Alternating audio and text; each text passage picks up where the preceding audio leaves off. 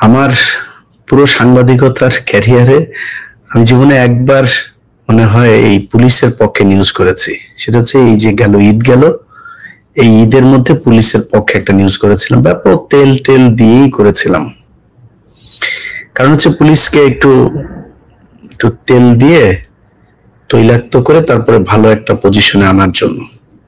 মানে ধরেন পুলিশের বাংলাদেশ মানে পুলিশ ভাই, আপনারা রাগ করেন না, আপনাদের চরিত্রটাই বানানো হয়েছে। এখানে কেউ সৎ থাকলেই তার চাকরি করা কঠিন। অনেক সৎ মানুষ আছেন আপনারা, কিন্তু সংস্থাটা মূলত করাপ্টেড একটা সংস্থা। এখানে মানে অন এভারেজ বলে দেওয়া যায় পুলিশ ঘুষ খায়, এটা বলা যায়। যদি আপনাদের আলোচনা একটু বেশি আসে, কেন আসে এটা বলতে পারেন যে খালি আমাদের নিয়ে আলোচনা হয়। কারণ হচ্ছে একটা মানুষের যদি সমস্যা হয়, কেউ যদি দুর্নীতি দমন কমিশনে কোন একটা ফাইলের জন্য যে তার শুধু ওইটার জন্যই কাজ, ভূমি অফিসে গিয়েছে শুধু ভূমির জন্যই কাজ, কিন্তু পুলিশ এমন একটা জায়গায় সবকিছুর জন্য আপনাদের দ্বারস্থ আমাদেরকে হতে হয়, যে কারণে আপনাদের আলোচনাটাও বেশি আসবে, খুব স্বাভাবিক। এবং আপনাদেরকে স্পেসিফিক দায়িত্ব দেওয়া হয়েছে জননিরাপত্তা রক্ষার জন্য। সো আপনার উপরে দায়িত্বটা অনেক বেশি। এটা বলতে পারেন যে একজন পুলিশ যদি ভালো হয় এবং সে যদি একজন মানুষকে সেবা দেয়, আমার মনে হয় এর চাইতে বেহেস্ত পাওয়ার সহজ উপায় পৃথিবীর ভিতরে কোনো চাকরি আছে কিনা আমি জানি না। আমার মনে হয় পুলিশ এবং ডাক্তার এই দুইটাই সবচাইতে খুব ক্লোজলি মানুষকে সেবা দেওয়ার আসলেই দুইটা জায়গা। তো এই কারণে আপনাদের নিয়ে আলোচনা সমালোচনা বেশি হবে, খুব স্বাভাবিক। তো আমরা অনেক কিছু জানি 5 তারিখের পর থেকে, কোন কোন ডিআইজি, খুলনার কোন বিশেষ ব্যক্তি, কারা কারা কোটি কোটি টাকা, শত শত কোটি টাকার মালিক হয়েছেন, আওয়ামী লীগের লোকজনকে টাকা পয়সা নিয়ে বিভিন্ন পদে বসাচ্ছেন, ট্রান্সফার করছেন, পদোন্নতি দিচ্ছেন, এসব আমরা জানি। আমার সাথে জেলখানায় যাদের কথা হইতো আওয়ামী লীগের সময়, তাদের মধ্যে একজন ডিআইজি জেল খেটেছেন। খুব ব্যস্ততার ভিতরে কাজ করতাম। বাংলাদেশের সাথে সময়ের একটা পার্থক্য আছে, যে কারণে অনেকের সাথে কথা বলা হতো না। কিন্তু নিজের পরিবারের কারো ফোনও যদি মিস করতাম, ওই ব্যক্তির ফোনটা মিস করতাম না, কারণ উনি জেলখানায় থেকে সময় পায় না, যখনই ফোন দিত ফোনটা ধরতাম, কথা হইতো দীর্ঘ সময়। কথার আগে পরে আল্লাহ মাশাআল্লাহ আলহামদুলিল্লাহ, নামাজ রোজার বাইরে কোনো কথা নাই। আমার এদের প্রতি আবার একটা দুর্বলতা আছে, খুব ভালোবাসতাম, সম্মান করতাম। 5 তারিখের পরে শুনি শুধু মালের উপরে আছেন উনি। আরে শালা, তোর তো মানে তোর তো এখানে মেরে ফেলা দরকার ছিল। তুই এত বিপদ থেকে আল্লাহ বাঁচিয়েছে, এর পরেও মানে জেল থেকে বেরিয়েছিস, এটাই তো জীবনের সবচেয়ে বড় নিয়ামত হওয়া উচিত। টাকা পয়সা এমনি খাওয়া লাগবে? জমি কিনছেন, ফ্ল্যাট কিনছেন, জমির বায়না দিচ্ছেন, এলাহি কারবার। এগুলো কিন্তু আমরা জানি। আমি যদি এখন ওই পঞ্চগড়ের সীমান্তের থানার একজন বাসিন্দাকে জিজ্ঞেস করি, ভাই 5 তারিখের আগে আর এই যে আজকে 5 তারিখের পরের পুলিশের ভেতরে ঘুষের যে লেনদেন, এটা পরিবর্তন হয়েছে কোনো? আমি একদম নিঃসন্দেহে বলে দিলাম, অনেক মানুষ আমাকে জবাব দিবেন যে ভাই কিছু কিছু ক্ষেত্রে আগের চাইতে ভয়ঙ্কর অবস্থা। কারণ আগের যারা ছিল, 5 তারিখের আগে যারা ছিল, তারা তো অলরেডি খেয়ে পেট টেট মোটা হয়ে আছে, ছেলের নামে, ছেলের বোন নামে, মেয়ের নামে, জামাইয়ের নামে, মেয়ের শ্বশুর বাড়ির নামে, নানান জনের নামে টাকা পয়সা, বাড়ি গাড়ি করে, জমি জায়গা কিনে, ব্যাংক ট্যাঙ্ক সব বোঝাই করে এরপরে বিদেশে পাচার করেছে। তাদের পেট অলরেডি মোটা। তারা তখন ওই হস্টস করে এসে এখন একটু সম্মান টম্মান কমানোর জন্য এলাকার মানুষজনদের ঈদে যায়, জাকাতে শাড়ি টাড়ি দেয়। কিন্তু এখন যারা এসছেন 15 বছরের অভুক্ত ভুকা নাঙ্গা, ওনারা এসে যা পাচ্ছেন তাই খাচ্ছেন। কে বিএনপি আওয়ামী লীগ কি কোনো দেখা দেখি না ইয়ার, তারপর আমরা চুপ করে আছি। পুলিশকে একটু সুযোগ দিচ্ছি। কেন দিচ্ছি জানেন? কারণ আগের মতো ওই যে দাড়িওয়ালা টুপিওয়ালা লোকজনকে ধরে নিয়ে যায় না, এখন আর ক্রস ফায়ার হয় না, গুম হয় না, খুন হয় না, বিএনপি জামাত করার কারণে কাউকে ঘর থেকে বাইরে যেয়ে থাকতে হয় না।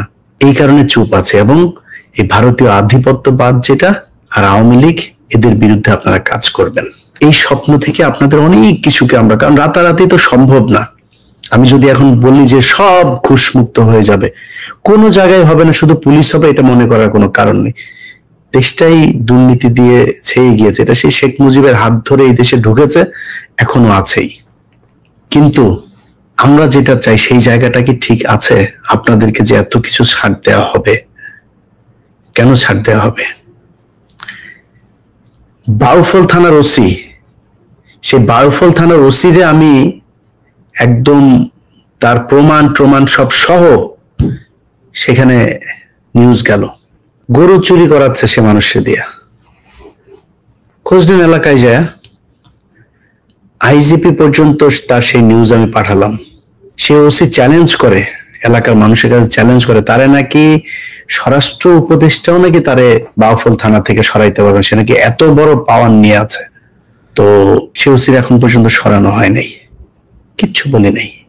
ঠিক আছে, ওসি তো তারা সরান নাই, ওকে ঠিক আছে। ওসি আর কি করবে এক থানার ভেতরে? মাসুদ করিম সিটিটিসি, এই সংস্থাটার কাজ হচ্ছে, প্রতিষ্ঠিত হয়েছে মনিরুলের হাত ধরে, জঙ্গি নাটক সাজিয়ে মানুষকে জঙ্গি বানানো আর পৃথিবীর কাছে বাংলাদেশটাকে জঙ্গি রাষ্ট্র হিসাবে পরিচিতি দেয়া।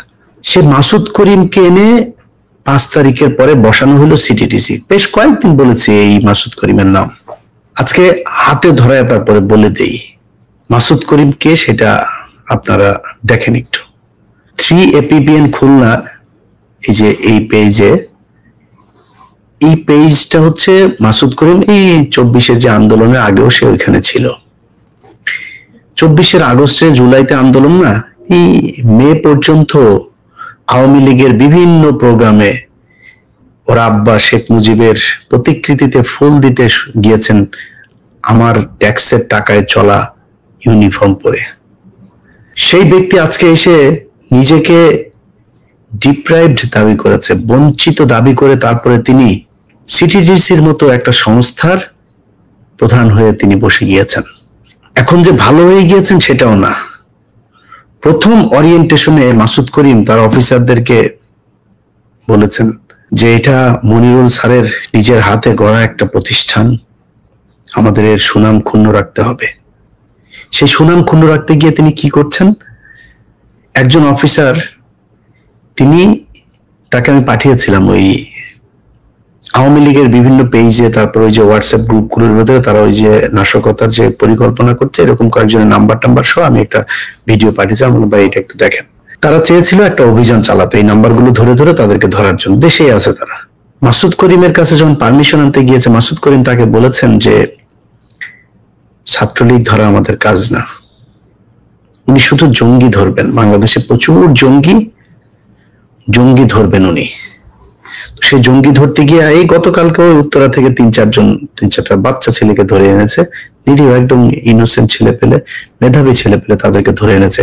এই তালিকা তিনি কোথায় পেয়েছেন? আওয়ামী লীগের সময়ের যে তালিকা, সেই তালিকা দেখে তিনি এখন অভিযান পরিচালনা করছেন।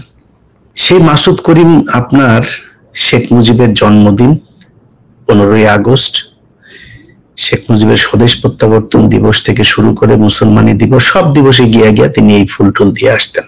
এখানে এসে তিনি এডিসি নাজমুলের কথা, আপনারা বহুল প্রচলিত এই নাম, এডিসি নাজমুলকে তিনি তার দলে রেখেছেন।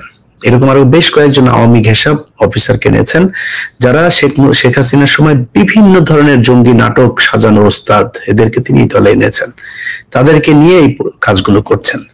গত সপ্তাহের একটা ঘটনা, ওইখানে এডিসি ফরহাদ নামে একজন, এই ব্যক্তি আওয়ামী লীগের সময় চাকরি ছেড়ে দিয়ে আমেরিকা চলে এসেছিলেন 2021-22 বা কোন একটা সময়ে। তাকে পলাতক দেখিয়ে আবার আওয়ামী লীগ, মানে তাদের সরকারি যে অন্য কোনো অভিযোগ নেই, যেহেতু সরকারি যে নিয়ম থাকে, তাকে পলাতক দেখিয়ে তার বিরুদ্ধে আবার মামলা বা বিভাগীয় কিছু একটা করা হয়েছিল। যাই হোক, সেটা আওয়ামী লীগের সময়। 5 তারিখের পরে তাকে আবার পুলিশ থেকে বলা হয়েছে যে তুমি আসো দেশে। সে খুব মেধাবী অফিসার, এখানেও আপনার একটা মোবাইল কোম্পানিতে আইটিতে জব করতো। তো মেধাবী যেহেতু, তাকে বলতো তোমাকে আমাদের দরকার, তুমি এসো। তাকে নিয়ে মাসুদ করিমের এখানে নিয়ে দিয়ে আসা হয়েছে। মাসুদ করিম তাকে চায়নি। এখন এই লোকের এখানে গত সপ্তাহে হারুন ইজার গিয়েছিলেন মামলা সংক্রান্ত কথাবার্তা বলতেই। তারপরে সিটিটিসি এবং বাংলাদেশের ইয়েদেরকে নিয়ে যেই অবস্থা আমাদের বোঝানো হয়েছে এতদিন ধরে, যে বাংলাদেশ একটা বিশাল জঙ্গি রাষ্ট্র, এখানকার দাড়ি টুপিওয়ালাদের কাজই হলো খালি বোম বানানো আর মানুষের খালি মারা, এই ধরনের একটা চিত্র তৈরি করা হয়েছিল। তো হারুন ইজাহারকে তো বানানো হয়েছে বিশাল বড় এক জঙ্গি, সে ওইদিকে আরো অনেক আলেমদেরকে এইভাবে কালার করা হয়েছে। তো এই লোকটা শুনেছে এতদিন একটা, কিন্তু ভিতরে যেয়ে দেখে ঘটনা আরেকটা। তো ওর কাছে খুব খারাপ লেগেছে যে আমরা তো এতদিন ধরে জানি আপনি বিশাল বড় এক সন্ত্রাসী, এই তাহলে ঘটনা। তো সে ওনার সাথে আবার একটা ছবি তুলেছে, ছবি তুলে সেটা পোস্ট করেছেন ফেসবুকে। সেই পোস্ট আবার নিয়ে মোহাম্মদ আলী আরাফাত, ওই যে হিরো আলমের কাছে যিনি হেরেছিলেন, সেই মোহাম্মদ আলী আরাফাত, শমী কায়সারের 6 নম্বর স্বামী, তিনি গিয়ে করলেন কি, টুইটারে তিনি পোস্ট করলেন। টুইট করার পরে সেইটার প্রেক্ষিতে এই যে মাসুদ করিমের উস্তাদ মোহাম্মদ আলী, মাসুদ করিম তার ওই পোস্টের কারণে তিনি কারণ দেখিয়েছেন যে আমেরিকান এমবেসি নাকি বিশাল অ্যাকশনে যাবে এরকম কিছু করার কারণে, কারণ দেখিয়ে তিনি সেই এডিসি ফরহাদকে এখান থেকে সরিয়ে দিয়েছেন। অথচ সেই এডিসি ফরহাদ এই জুলাই আগস্টের আন্দোলনের সময় সে ছাত্রদের পক্ষে ফেসবুকে পোস্ট করত। সে 5 তারিখে প্রথম মনিরুল পালিয়ে যাওয়ার তথ্য দিয়ে তার ফেসবুকে পোস্ট করে, এখানে আছে সেই পোস্ট। সেই ব্যক্তিকে তিনি সিরাজগঞ্জে বদলি করেছেন। এই হচ্ছে মাসুদ করিম। আমরা পুলিশের ভেতরে এত আলোচনায় আজকে আর গেলাম না, শুধু একটুখানি আপনাদেরকে বলে যেতে চাই, পুলিশের আইজিপি, কমিশনার থেকে শুরু করে যারা যারা আছেন, যেই ডিআইজিদের কথা বললাম, কাদের কথা বলেছি আপনারা নিশ্চয়ই জানেন, আমরা এখন নাম বলতে চাই না। এইসব অফিসার আওয়ামী লীগ, ভারত, প্রথম আলো, ডেইলি স্টার, জঙ্গি নাটক সাজানোর সাথে যারা জড়িত, আওয়ামী লীগের সময় যারা ডিএমপিতে নানান ধরনের নাশকতার কথা বলে বিএনপি জামায়াতের উপর স্টিম রোলার চালিয়েছে, তাদের ব্যাপারে খুব দ্রুত পদক্ষেপ নিতে হবে। যদি না নেন, আপনার এই চেয়ার কিন্তু বেশি দিনের না। আপনারা যারা এখন চেয়ারে এসে বসেছেন তারা কয়দিন পরে থাকবেন না। আপনাদেরকে আজকে বলছি, আমি আইজিপি কে পর্যন্ত এই বিষয়গুলো জানিয়েছি। ওনাদের মনে হচ্ছে যেন সুরসুরি লাগে, চুলকাইলে সুরসুরি লাগে, খুব একটা টের পায় না আসলে সুরসুরিটা দিচ্ছে কোত্থেকে। কয়দিন পরে কিছু করার থাকবে না, না মাসুদ করিমরে সরাইতে পারবেন, না আমারে কিছু করতে পারবেন। মান সম্মান নিয়ে থাকতে দিব না সমাজে। আমরা অনেক কিছু মেনে নিচ্ছি, মেনে নিব, কিন্তু এই জায়গায় ঠিক হইতে হবে। আওয়ামী লীগের লোকজনরে পুলিশে এত লোক বিএনপির কোত্থেকে আসলো? আমরা তো 4 তারিখেও তো আমার শেষ ভিডিও ছিল যে যারা আজ পর্যন্ত, এখনো পর্যন্ত আপনাদের সময় আছে সরকারি অফিসে সচিব নাকি সবই নাকি এখন বিএনপি আর জামাত। আরে এত বিএনপি জামাত থাকতে আপনারা একজন তো শুনলেন না, পর থেকে সরে আসতেন। এত বড় হত্যাকাণ্ড চলছে, এই দেশের রিক্সাওয়ালা পর্যন্ত পাশে এসে দাঁড়িয়েছে, গার্মেন্টস এর কর্মী পাশে এসে দাঁড়িয়েছে, বস্তির মানুষ এসে রাস্তায় দাঁড়িয়েছে ছাত্রদের পক্ষে। আপনারা কেউ গিয়ে তো দাঁড়িয়ে একজন মানুষও তো যান নাই। আমরা যে এত বলা বলি করেছি যে আপনারা যারা সরকারের বিরুদ্ধে আছেন আপনারা জনগণের কাতারে এসে দাঁড়ান, একজন আসলেন না। 6 তারিখে সব সচিবালয় পুরো বিএনপি আর জামাতে ভরা। এত বিএনপি জামাত দেশে ছিল, এত পুলিশ অফিসার দেশে ছিল। আমরা তো জানি এই যে পুলিশের যে এসপি যে বিসিএস নিয়োগ দেয়, 14 গোষ্ঠী হিসাব করে তারপর আপনাদেরকে নিয়েছে। আপনারা আওয়ামী লীগ করতেন, এদেরকে সরানো উচিত। প্রচুর লোক আছে বেকার দেশে, গেল কয়েকটা বিশেষ, সব কটারে বাদ দিয়ে দেওয়া দরকার। আমার পরিচিত যা হইলো তারা বাদ দিয়ে দেওয়া উচিত। আপনি চাকরি পাইলেন কেমনে? এগুলোর বাদ দেন। বিশেষ করে যেগুলি এমপির কাছ থেকে ওই যে এনেছে, ফর্ম এনেছে, যে আমি তাকে ব্যক্তিগতভাবে চিনি, সে আমার ছাত্রলীগের সক্রিয় একজন কর্মী, আমি তার কামনা করি, যে একটা দেয় না প্রত্যয়ন পত্র, এগুলো এনে যারা চাকরিতে সব কটা এখানে নিচে স্বীকার করেছে ও ছাত্রলীগ করে। ও চাকরির সময় লিখিত দিয়েও চাকরিতে ঢুকেছে। আপনি এত হইলেন কেমনে? ইরা আছে, আহত পরিবারের সদস্য আছে, পুলিশে ঢুকান। গত কয়েক বছর ধরে সেই ভিপি নূর থেকে শুরু করে এই পর্যন্ত যারা এই কোটা সংস্কার আন্দোলন করেছে কারোর কোথাও চাকরি দেয় নাই। শুধু এই কারণে আপনার বিসিএস টিকেছে, বিভিন্ন ভাইবা পরীক্ষায় টিকেছে, তারপরে পুলিশ ভেরিফিকেশনে গিয়ে তাদের চাকরি হয় নাই। শুধু এই কারণে ওদের এখানে চাকরিতে দেন। নিহত হয়েছে যে পরিবার, তাদের পরিবার থেকে এসে পুলিশে দেন, এরা কোনোদিন বিট্রে করবে না। অতএব আমি মনে করি এটা অনেক বড় দায়িত্ব হয়ে যায় যদি নাও করেন। যারা আওয়ামী লীগের আছে আমরা কিন্তু খোঁজ খবর নিয়ে পাইয়া যাব, আপনার না চাইলেও চলে আসবে আমাদের কাছে। যদি এদেরকে খুব দ্রুত গতিতে অ্যাকশন এদের বিরুদ্ধে না নেওয়া হয়, আমি নাম ধরে ধরেই বললাম, আইজিপি থেকে শুরু করে যারা যারা আছেন এগুলোর সাথে, ছাত্রদের হত্যা মামলা, সেই মামলারে আপনারা এসে বলেন আপনাদের ঊর্ধ্বতন কর্তৃপক্ষের ছাড়া ধরা যাবে না। 2 দিন আগে ওসি এই ডিএমপি কমিশনার সাহেব একটা নির্দেশনা দিয়েছেন ওসিদেরকে যে এখন থেকে হত্যা মামলার আসামিদেরকে ধরার জন্য ওসিরা দায়িত্ব পালন করতে পারবে, কারো পারমিশন লাগবে না। এই আওয়ামী লীগের ইদানিং মিছিল টিছিল শুরু হওয়ার পরে এই দায়িত্ব দিয়েছেন, এই 2 দিন আগের সিদ্ধান্ত এটা। অতএব আমরা আপনাদের ব্যাপারে অনেক ছাড় দিব। আমাদের এই যে দাবি 5 তারিখের আগে থেকে এখন পর্যন্ত ওই জায়গাতেই আছে। আমাদের কোনো দয়া করা লাগবে না, আনুকূল্যতা দেখাইতে হবে না। আপনার কাছে ভাই চাকরি চাইতেও যাই নাই, বললাম যে গ্রামের গরিব মানুষ আছে, ভাই একটা চাকরি নিয়ে দে, মনে করে আমি মনে হয় বিশাল প্রভাবশালী বললেই মনে হয় চাকরি হয়ে যাবে।